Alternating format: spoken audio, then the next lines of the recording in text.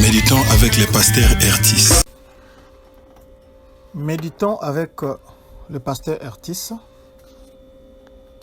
Aujourd'hui lundi, le 15 juillet 2019, le lecteur nous propose pour la méditation de ce jour le texte des Nombres, chapitre 16, versets 20 à 35. C'est la suite du texte d'hier où il était question de la révolte de Corée, Dathan et Abiram. Nous aurons à nous poser quelques questions pour approfondir le sens du texte. La première, c'est quelle vérité Dieu me révèle-t-il? Et la dernière question, est-ce que ce passage m'apprend quelque chose sur Dieu le Père, Dieu le Fils ou Dieu le Saint-Esprit? Prions. Seigneur, merci pour ce moment. Nous l'abandonnons entièrement et complètement entre tes saintes et puissantes mains pour que tu nous conduises, pour que tu nous enseignes, pour que tu nous instruises, pour que tu nous corriges au nom de Jésus-Christ. Amen. Shalom bien-aimés. Du verset 28 au verset 34. Mais si l'Éternel fait une chose inouïe, c'est au verset 30. Le gouffre qui s'était soudainement ouvert et avala Dathan, Abiram et Corée, et leur famille et tout ce qui leur appartenait.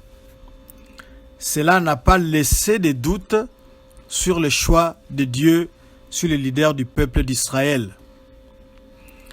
La Bible a fait remarquer au chapitre 26 des Nombres, au verset 11, que le fils de Corée ne s'était pas joint à la rébellion.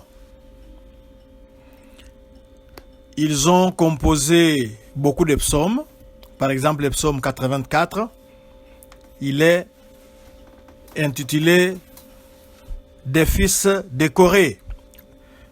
De même, psaume 85, 87, 88. Ce sont des psaumes issus de ces fils rebelles, de ces fils du rebelle, mais ils n'ont pas approuvé la voie de leur père et ils ont été épargnés. Mais pour les autres, la terre les avait engloutis. La terre, c'est ce qu'on appelle en hébreu, Sheol ou séjour des morts, c'est-à-dire sous la terre, dans l'ère imaginaire des Hébreux, ils pensaient que le séjour des morts c'était sous la terre. Donc, comme la terre s'était ouverte et les avait engloutis, donc ils sont allés tout droit dans le séjour des morts. Hébreux chapitre 5 verset 4 nous dit ceci: nul ne s'attribue cette dignité s'il n'est pas appelé de Dieu, comme le fut Aaron. Nous avons vu ici Corée, Dathan et Abiram voulaient se passer pour des leaders du peuple d'Israël. Malheureusement, ils voulaient s'attribuer une dignité que Dieu ne leur avait pas destinée. Et nous avons vu la conséquence ici. Devant toute l'assemblée, 250 personnes englouties dans un ravin, dans un gouffre. Et c'était quelque chose qui devait frapper les esprits. Par le feu, Corée, Dathan et Abiram ont voulu obtenir le statut de serviteurs. Par le feu aussi, ils ont été détruits. C'est une grande leçon pour nous aujourd'hui. Chacun reste à sa place. Quand vous regardez les coureurs qui courent un marathon ou qui courent dans un stade, il y a des couloirs, des corridors bien dessinés. Chacun doit rester à sa place et les choses vont bien marcher. La leçon, c'est il faut attendre son temps. Si Dieu ne vous a pas désigné, restez à votre place jusqu'au moment voulu où Dieu va dire que maintenant c'est votre tour, maintenant c'est à vous d'émerger, maintenant c'est à vous de parler, maintenant c'est à vous de me servir dans tel domaine.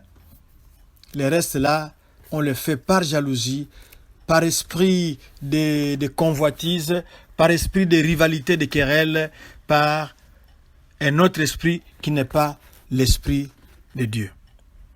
Que Dieu vous bénisse. Nous avons terminé la portion qui était réservée aujourd'hui dans les lecteurs de la Bible. Ce qui vous reste à faire, c'est de partager aussi ces messages.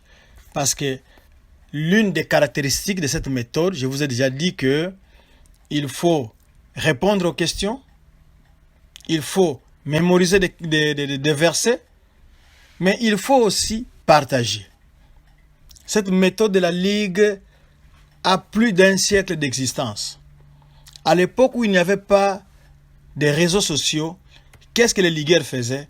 Quand ils rencontrent un autre ligueur ou un autre chrétien, ils partageaient avec lui le verset qui l'a intéressé dans la méditation. Par exemple, la question « Quelle vérité Dieu me révèle-t-il » Vous avez découvert quelque chose et vous partagez avec toutes les personnes, surtout des chrétiens que vous allez rencontrer pendant la journée. Mais en général, la parole de Dieu s'adresse à tout le monde. Tous ceux que le Seigneur mettra sur votre route, votre chemin, vous allez partager avec eux. Moi, j'ai fait ma part en utilisant les réseaux sociaux pour partager avec vous. Vous aussi, faites-en de même et que Dieu vous bénisse. Nous allons prier. Seigneur, merci. Nous t'avons écouté attentivement. Tu connais nos excès de zèle. Il y a des fois où nous nous enorgueillissons pour dire que moi aussi j'ai les dons de Dieu, moi aussi Dieu m'a appelé, mais peut-être que Dieu m'a appelé, mais pas pour le servir aujourd'hui, peut-être demain, je dois rester au pied d'un père, je dois rester au pied d'une mère pour apprendre encore, pour mûrir et enfin que tu puisses m'utiliser à bon escient. Pardonne nos excès de zèle, pardonne toutes les fois où nous avons débordé dans notre couloir, pardonne ô Seigneur, nous avons vu comme Corée, Dathan, Abiram, comment c'était grave, pardonne-nous toutes les fois où nous avons manqué du respect, où nous avons disputé, nous nous sommes disputés avec tes serviteurs que tu as établis et que le livre de l'Apocalypse s'appelle « Parle à l'ange de telle église ». Tu as établi des anges dans ces églises-là et les autres sont là comme pour appuyer Hur qui avait appuyé les mains de Moïse sur la montagne pour que le travail, pour que Israël soit victorieux dans la vallée. Nous sommes là pour appuyer et non pour disputer, et non pour quereller, et non pour freiner, et non pour désorganiser, et non pour distraire les anges que tu as placés dans chaque assemblée. Merci de nous avoir pardonné. Remplis-nous de ton Saint-Esprit. Au nom de Jésus, nous t'avons prié. Amen.